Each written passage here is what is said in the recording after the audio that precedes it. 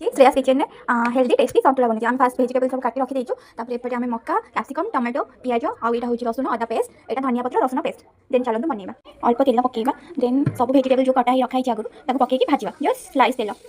सब भाजी सारलणी तेजपत्र पकेଇବା देन गोटे मसला तापर अल्प फुटण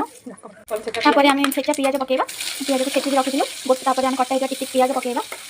पियाज भलसे भाजी गलानी तापर एटा होची आंब कसिया अदा एटा नॉर्मल अदा पकेଇବା देन यहाँ हूँ धनिया पत्र रसुन और अल्प लंकार पेस्ट छेचा होती भल से गोली दबा 2 मिनिट जाते गोटे गिनार अल्प लंका गुंड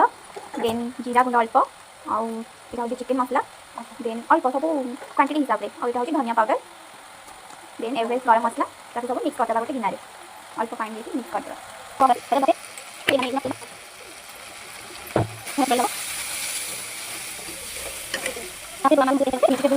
सब पकेगा मसला पकेकी ढके दबा देन टमाटो गोलेबानी टमाटो सेमती पकई देन घोड़ी दबा 5 मिनिट सीझीगला सतुला परिवा सब सीझीगला देन आम धनिया पत्र पकेଇବା तापर अल्प गरम मसला पकेଇବା देन घोड़ी दबा रेडी होगा आमर स्वादिया संतुला एमती कले छोटू आरंभ कर समस्त पसंद आस बाय बाय।